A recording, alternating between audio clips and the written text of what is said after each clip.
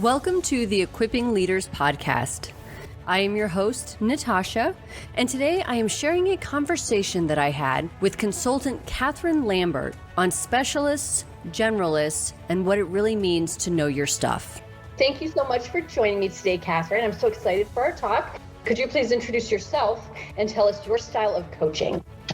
Sure. I'm Katherine Lambert. I work as both a consultant and coach. Much of my early career was in a kind of sales and account management role for a research firm in Washington, D.C. Also did some roles as a tech recruiter and a sales trainer in Austin, Texas. And I found myself in that account management role selling to heads of corporate HR, this strategy research and executive education, and being really attracted to this body of work and thinking, I don't want to just talk about it, I want to actually do it. So made the decision to pivot my career to more of an HR focused track and used business school as a way to make that transition. So went back and got my MBA a little bit later than probably the typical full-time MBA professional, and then went into corporate HR roles for a couple different companies on the West Coast. That's what took me here to California. And then just about a year ago, left corporate HR to pursue one of my bucket list items, which is running my own consultancy and coaching practice. So now I really help businesses with a lot of their management, organization, and culture related decisions and projects, and then do a little bit of individual one-on-one coaching. I would describe my style of coaching as very inquisitive. A big part of coaching is trying to ask the powerful questions to help the other person really ascertain for themselves what it is they really want and how they want to go about it. I try to offer a different perspective. I do offer a fair amount of advice when I feel like I have something to offer given the issue. And I'm just really relational. I like really getting to know a person, asking lots of questions to try to really figure out the motivation, the fear. I think people are fascinating, so love asking questions. And I love that too, especially the advice piece, because I think there's such a fine line that we sometimes walk where we're coaches and consultants, but when we kind of cross over that line, just how intentional it has to be based on what it is that the person we're working with needs. Yeah, and I'm glad you brought that up because my coach training has been in the coactive model through CTI, which is not advisory at all. It is pure play, ask the powerful questions. But I come at my work as a former kind of HR business partner where a lot of what I did inside companies was literally give advice to employees and managers about how to solve different problems. And so I often, and I think I describe it this way on my website, that in the spectrum of being highly advisory, like a public speaking coach, say this, do this, and the other end of the spectrum being purely coactive, I'm just going to ask the powerful questions. I'm probably in the middle of that spectrum, right? And trying to find the right moments to offer a suggestion versus stay in coactive mode and continue with the questions. It's really what the person needs, right? And how we're helping them get to that next decision or that next choice. Yeah. Was there anything specific that happened that kind of led you to wanting to coach and wanting to work with people this way? Well, first, I guess I should clarify that I identify more as a consultant than a coach, and that's a lot of what I do. But I try to leverage my coaching skills in my work. And I was attracted to this body of work around coaching really when I attended my first CTI Coaching Fundamentals workshop, which was, for a lot of us that have attended a CTI workshop, we describe it as life-changing, and it's really powerful. I'm not I'm not being paid by CTI to promote them, but I've continued with my studies through them and assisted in some of their workshops because I think it's really powerful stuff for anyone that's interested in not even just coaching, but just like personal development. Yes, I've definitely heard people who have leveraged it in that way where they go and of course they're like, oh my gosh, this new way to build these interpersonal skills, but to understand people more and help them get to their own conclusions better, and either going the coach route I know that a lot of people do that because they're like, this is amazing. I want to help everybody feel this way. But then others who have found really unique ways to use it in their leadership, in their consulting, and in other areas of business. So I think that's really interesting. Yeah. Today, we're talking about specialists versus generalists. Yes. And as we jump into that, Welcome we'll just kind of start with how we would a describe podcast that. So where I how would share you and describe discuss a resources, generalist tools, versus a and specialist? information to equip leaders first to of all, build disclaimer that I creative, think it cohesive depends teams on through your culture domain, and leader function, development. industry, et cetera. But I'll speak generally that, especially in HR land, where a lot of my recent experience has been in my career, a specialist has deep expertise in a particular area or domain, versus a generalist has some level of experience or knowledge in a number of different things and has perhaps a bit more breadth in their scope of responsibility rather than diving deep in just one area. I remember this was a long time ago, but someone had said that when you develop, and we were not talking about specialists or generalists then, but they said when you develop, it's important to develop like a T. So you have there's a lot of experience across a lot of things and then depth in one area. Mm-hmm. Do you think that can play into both of those? Yeah, it's funny.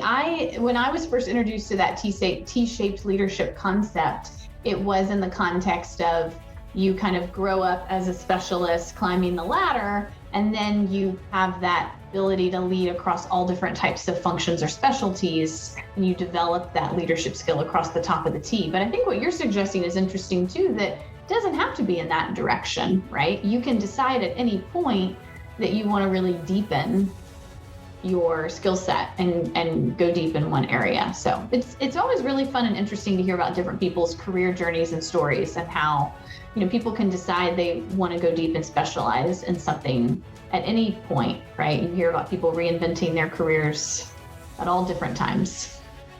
Yes, and I really it's funny because when it was described to me, it was described as you have all these areas of knowledge and then you go deep. But the idea of building up a specialty and then going wide, I guess I just hadn't thought to flip it like that. That's such an interesting reframe. Well, and I think a great example where you see that is in some of these larger companies that might have these rotational leadership development programs. We're going to put you in this team or this functional area for a period of time, then we're going to very intentionally move you over here. And when you have finally graduated and finished all of these rotations, we expect you to be kind of at this level with this kind of level of breadth and acumen that you could then lead any of those teams. And so you're kind of demonstrating that top of the T perspective and knowledge. And you'd mentioned it depends on industry and all those different things. But do you think that there's a point where a person kind of needs to decide in their leadership journey, this is going to be the thing I hold on to, I'm going to specialize in this, or to kind of say, I'm going to remain a generalist because I feel like that serves me better? Do you think there's a point in a career where you're that's the point, decide then? No, I don't. But I do think that it is a question one needs to just constantly check in with themselves on their career and ask yourself how I'm feeling about the direction I'm moving. And so maybe that's every 5 years for a person, and ask questions like, do I feel like I'm getting pigeonholed and I'm always the person that's asked to do this type of job or this type of work? And is that actually okay with me? Because I love that. I love being the expert. I find this work really interesting. It lights me up. Okay, great. Then I don't mind being pigeonholed. I want to continue down that track. Or ask yourself, do I feel really confident and marketable in any area? Am I such a generalist that I don't feel like I'm marketable for other jobs because people don't know how to translate this generalist work I was doing in one space? Maybe that's not the case. Maybe it is highly marketable, and there are lots of jobs and roles that value that. So I think about consultants, especially if you've worked for a top tier consultancy. Often you are a considered a generalist, and there are lots of jobs where the hiring manager's like, yep, I want a former consultant for that. I like how they think. I like the perspective they bring. So it's going to be different for each person. The other kind of self-reflection question I would encourage people to ask on this topic every 5 years or so is just, what do I want to be doing before I retire? When you're in your 20s, earlier in your career, what have you, may not know, but keep asking yourself that at every one of your check-ins and try to keep your eye on that prize so that the decisions you're making in the near term are hopefully laddering up towards that last phase of employment before retirement. I love that because I tend to view progression, view it in like 90-day chunks. And then, kind of looking at like what the end could be. But I think to really have that reflection to assess where has this gotten me and kind of where, if I continue down this path, where could this go kind of in broader, bigger terms like that. And I guess maybe in larger chunks of time, I think it would be really beneficial. I love that idea. Yeah. And just trying to be really intentional. I think, again, earlier in career, it's not as important to be so intentional because you're in exploration mode and it's great to explore as much as you can. But, then you don't want to wake up, 25, 30 years into a career and be like, oh gosh, this isn't the path I want to be on anymore, and trying to figure out how to pivot, which is totally possible. It's not a problem. It's just, if you check in with yourself more frequently, you're less likely to end up in that level of stress. Yes. I could say that when I was leaving the military, I decided I was going to leave the military several years before I actually left because I was contractually obligated to stay. And it was really interesting to how the things I was starting to work on, the just associations I was starting to make, because I knew that external to the military, I didn't want to do anything that I had done in the military. But I found that kind of looking ahead to this is kind of the next thing. I want to be in L&D. I want to be in leader development. So who can I kind of associate with to kind of like help bridge that, I guess? Because in the military, you are very much a generalist most of the time. Like you're a specialist for a while, but they very much try to make you a generalist. And so kind of then translating that into this other thing that people wouldn't necessarily associate with what I had done. Right. I think it's such a unique challenge. It is. It definitely is. Well, you certainly did it very effectively because I consider you absolutely an expert in your field. Yes. Thank you. Well, I had help from wonderful mentors like you, like the team at Shift. There were so many amazing people who appeared on the journey that helped me get to where I am. So I certainly appreciate that. So have you found that people who show up as generalists or specialists, like in a personal hobby, that translates to their professional life?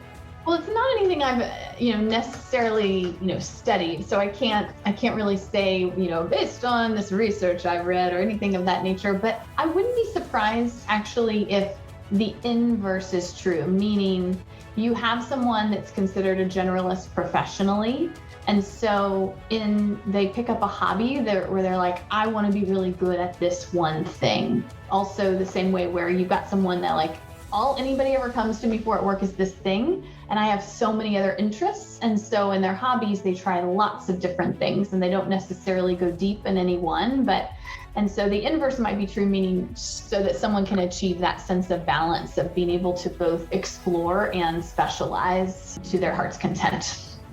And that makes complete sense because I know that external to what I do in the L&D space, I do read a lot about leadership and all that, but I try to take on just different hobbies. Like I'll learn how to play the ukulele or I don't know, do drag makeup or something, just absolutely not like in line with what I'm doing at all. But it is fun to just kind of try things and not be good at them. I think it's fun to not be good at something and to have that beginner's mind a little bit. Right, bring up a playful spirit and a growth mindset and all of that good stuff. Yeah, and I would also say for some people, they want to be the best and they're perfectionists and they're competitive, and so they would want to be more specialist minded, both with their hobbies and professionally, right? And so I think about people that may have grown up in families or cultures where achievement orientation, winning awards, being the best, being picked for the team,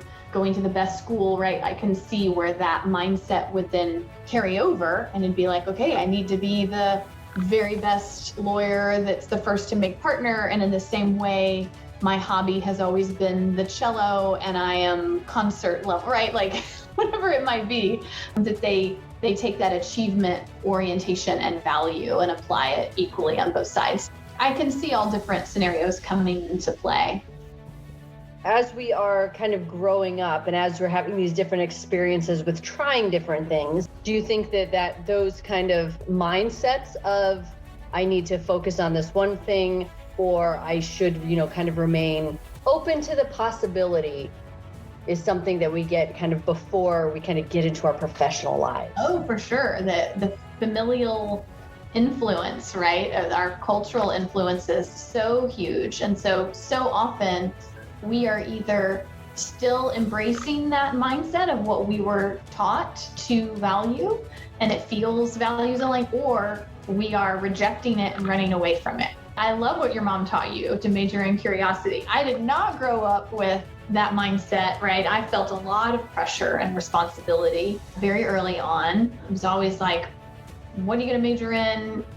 What kind of job are you going to have so that you can support yourself and make money and pay off debt? Like it was the pressure. And so I have found that through my career, not that I've rejected that, but I have found that I am less interested in taking on more responsibility because I felt so much kind of experience and pressure with that early on. So I think that the point you're making is so much of this is about our mindset, and so much of our mindset is influenced by how we were raised and the communities we grew up in and what was valued in those communities, and whether we want to stay on that path or forge a path of our own.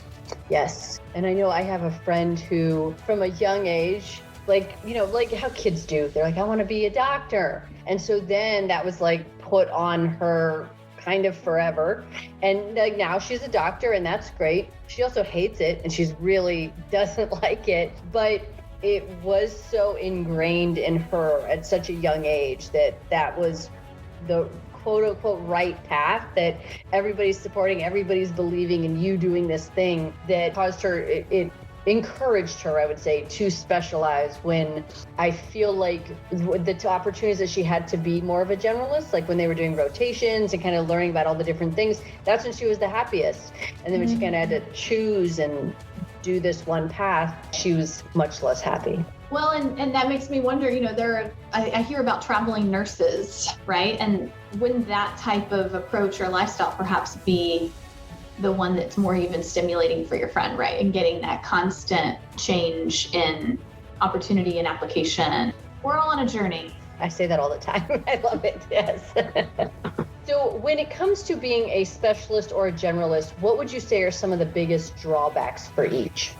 Yeah, this is a topic where, first of all, I say you don't want to overthink it too much, because the grass is always greener, right? Like I have had friends that are like, oh, I'm too much of a specialist, I'm pigeonholed, and I really want to be considered more of a generalist and a general manager, type leader. And then the same, I've had friends that are like, oh, I'm too much of a generalist and people don't know where to slot me, and I'm just not considered an expert in any area. So I would encourage folks to just recognize that in the same way we say the grass is always greener, like there's no right or wrong, but every decision has consequences. And so it's just a mindset of embracing those consequences of each choice. Try something and then try something else if you don't like that.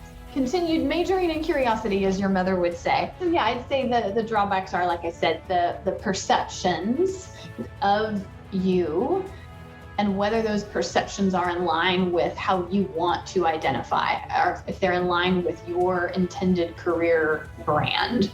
Do you want to be known as a deep domain expert in one area? Or do you really want to be known as more of a generalist or a leader that could be slotted in any organization and would know how to influence and mobilize and inspire a group of people towards the desired business outcome.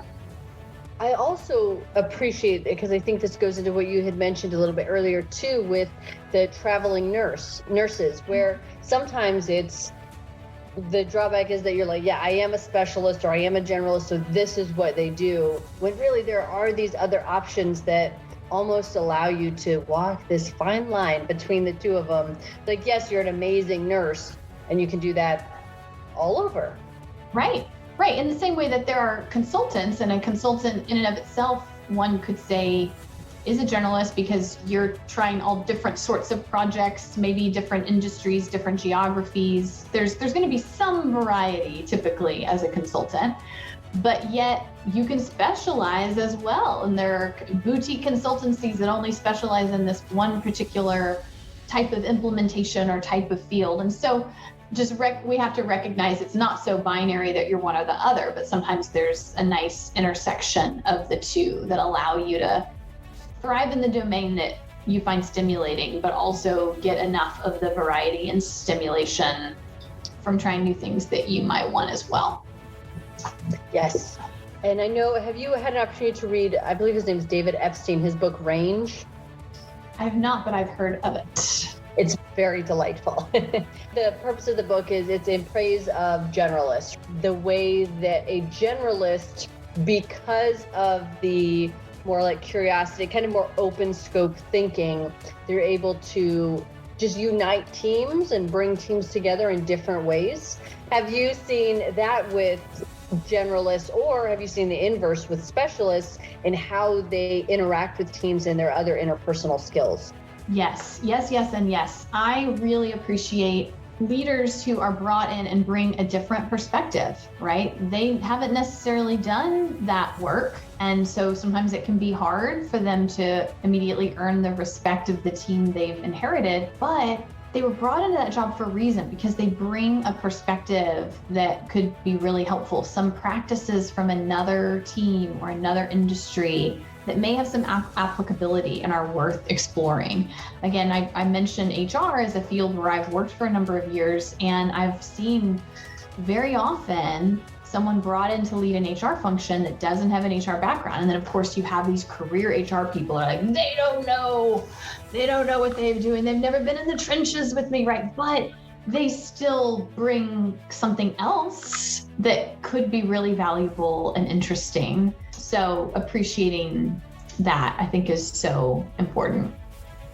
Yes, and I like also that you mentioned the leadership aspect of it, where sometimes you just need somebody who thinks really different, somebody who thinks more strategic or more operational, or some people are very concerned about resources or really concerned about man hours or whatever, but to have those different perspectives in those different leadership positions, because it makes everybody to look at things they might not have looked at otherwise. Totally. And I know we're not talking about diversity today, but I do want to bring up, I'm agreeing with you that diversity of perspective and experience in team building is so important, right? And when you look at the makeup of a team and it's like, oh, we all went to the same kinds of schools, or we all live in the same area. Like, what about the voices and perspectives that are underrepresented or that have been traditionally marginalized or silenced? And how does our leadership team and our perspective represent the needs of our customers or stakeholders or members? Are we effectively representing those perspectives? And so the more you can look at what's missing and try to do that, knowing that when you have different perspectives, you will have more conflict. It will be harder, but you will get to a better outcome ultimately. So it's a rockier road. It's not going to feel fun. There will be conflict, but you get to a better place in the end that better serves your customers, better serves your employees, better serves your business, and provides an important employee experience as well. Frances Frey and Ann Morris, in their book Unleash, they talked about this inclusion dial. And so people need to feel safe, they need to feel welcome, and then you get to the later parts of the dial, which is that they feel celebrated and they feel cherished. And if you have an organization that does, if we put specialists or generalists on an organization And if everyone in there, like you said, comes from the same background, has the same cognitive processes, nobody who is going to be able to move that organization forward is going to have the voice or the space to get those other things out there. Studies have shown that when people do have that kind of diversity, that cognitive diversity, as well as other types of diversity, but then also work really hard to make sure they're included and heard, that they do have better results. Like they get ideas that myself and, all the people I went to college with, we wouldn't come up with. That's right. And this, I think, is a big piece of advice that a lot of great career coaches and speakers and recruiters offer to job seekers, which is part of your pitch is sharing how you will bring a different perspective, how you differentiate yourself from everyone else that's out there that does what you do. How are you different? What's unique about you? And sometimes that's because of the experience you've had, maybe as a generalist and working in all these different fields or industries or places globally, can be really, really impactful and insightful. As we're talking, it's also like just making me think about the just life experience. And I know people have gone through deep, tense things, and knowing that you can reach a whole different group of people.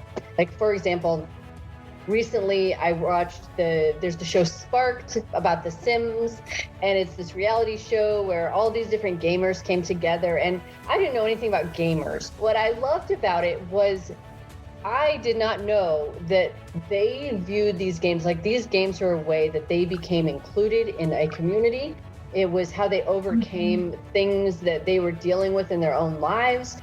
And it was just really beautiful. And I thought that type of experience gives them I think a unique specialization that is not accredited, that is not academic, but that is so unique that can be pulled into an organization as well. And as we're talking, I'm just really thinking about all these different quote unquote specialties that people could have that aren't an on paper specialty.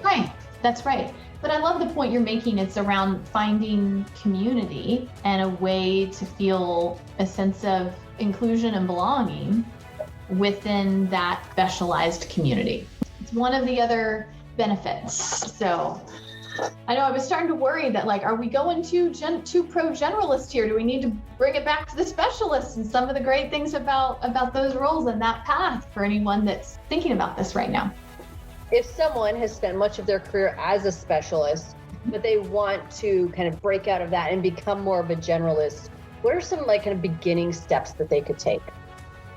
Well, of course, the first part of my answer will be, it depends on the industry and the domain. And in particular, again, what's the ultimate goal?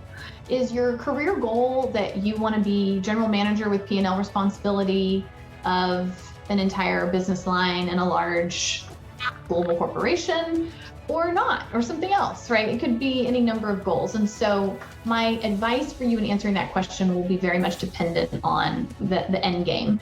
But I will say that in general, I know I've talked about consulting a few times, so I don't mean to beat on that drum too much. I think consulting is one way. And then another are these rotational development programs in some big companies that also allow you that exposure. I had made the decision to pivot to an HR career. I was maybe 10 years into my career, and I didn't want to feel like I needed to start over at entry level at that point with 10 years of experience and my income and expenses and considering all of that. And I had asked advice actually of the HR partner I worked with at the time. I said, I think I want to do what you do. And her advice was, go back to grad school, either get your MBA or get a master's in HR, and then get hired by one of these big companies that have these rotational development programs. They will train you, they will move you around into all the different HR specialties, so that if you then want to be an HR partner, which is the evolution of the HR generalist in many ways. So that's just one example in the HR space of a way to kind of pivot into that role. I think there's so much in life that's like, it depends, that I think that's always a good answer, because well, thank you. It always does. It truly does.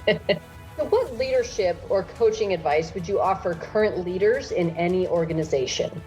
My advice, I don't even know if it's leadership specific, but I'll share a couple things. So, and I may have mentioned this earlier, one of the best pieces of advice I ever got was stop thinking of it in terms of right or wrong decisions, and rather every decision has consequences.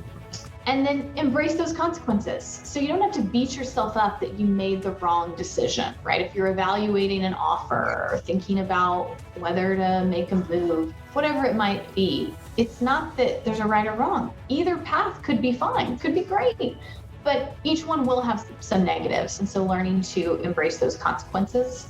I constantly requote my friend. I heard it from my friend, Lisa Gray Calhans. I don't know if that's a Lisa original or she got it from someone else, but I feel like I need to give an attribution there. The other is, and this might be particularly acute in our country, this kind of obsession with productivity, right? And how much we get done.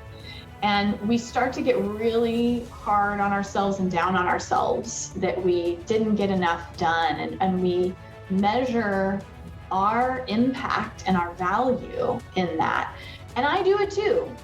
My advice is that's important, but it shouldn't be the only thing.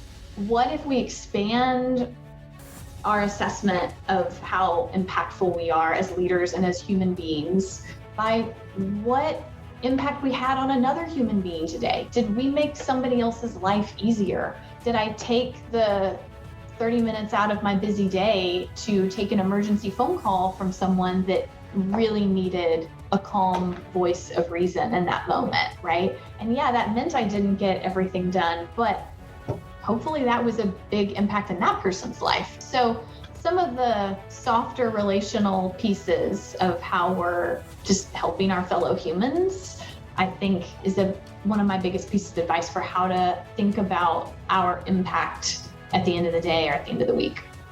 So the World Economic Forum, when they were talking about the top 10 skills that will be needed in 2025, 8 of the 10 were interpersonal skills. Mm-hmm. And so they're also trying to get people away from thinking of it as soft skills and as business critical skills, mm-hmm. because all these interpersonal things they've always been so important. But I think that as leaders everywhere are kind of seeing, I think COVID helped with it, obviously other research has helped with it, but really leaning into, it's not just about the task list, it's also about how people feel at the end of the day, and that's so important. That's right. Yeah. And Natasha, I just love how well-read and well-researched you are. You're quoting these excellent books and the World Economic Forum. I'm like, yes and yes. That's great. Thank you. Yes. I applaud your nerdy spirit as someone that has a nerdy soul myself. And speaking of nerdy souls, what are you reading right now? I am reading Cast by Isabel Wilkerson and loving it. I've been trying to just better educate myself, particularly in the last year and a half, and reading a number of books. And this might be my favorite when I think about anti-racism work. Really, really excellent. Unrelated to ending systemic racism and our part in trying to dismantle that. Another book, again, unrelated to leadership or business, that I love and always like to recommend is Being Mortal by Dr. Atul Gawande.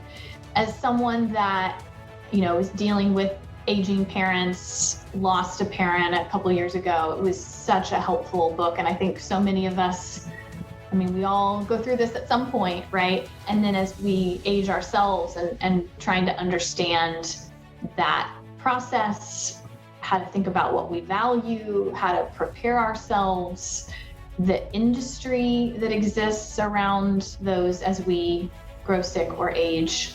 There's so much goodness in that book. I love both of those books. They are both excellent, excellent books. And I would argue, because I always argue any book is a leadership book, because the perspective that it gives of things that we may not be going through, but that other people around us could be going through, and just makes us able to better relate to others or be caring for others and the things that they're going through. So yes, but two excellent recommendations. Oh, good. I love that you've read them, and I love how you can see the leadership aspect in both of that, even though they're not framed in the context of leadership. You're right. Anything that helps us be more compassionate and understanding helps us be better humans and therefore leaders. So if people want to reach out to you, how and where can they find you? Sure. I have a website for my business. My initials are KVL, so it's just kvlconsulting.com. Talks a little bit more about the types of consulting projects I do for companies, the coaching I can offer individuals, my bio, how to contact me, all that good stuff. Perfect. I love it. Thank you so much. This was so much fun. I love talking with you. You too. Thank you. Really appreciate you having me. Thank you for listening to this episode of Equipping Leaders. This season, there is an associated blog for each podcast episode, which can be found on my website, natashacheyenne.com, under Leadership Journal. My website also features other leadership development content, such as frameworks, book recommendations, a weekly newsletter, and other downloadable content. You can also follow me on Instagram at novel_Natasha and on Twitter and Facebook at Natasha Cheyenne. Join me next week for another episode.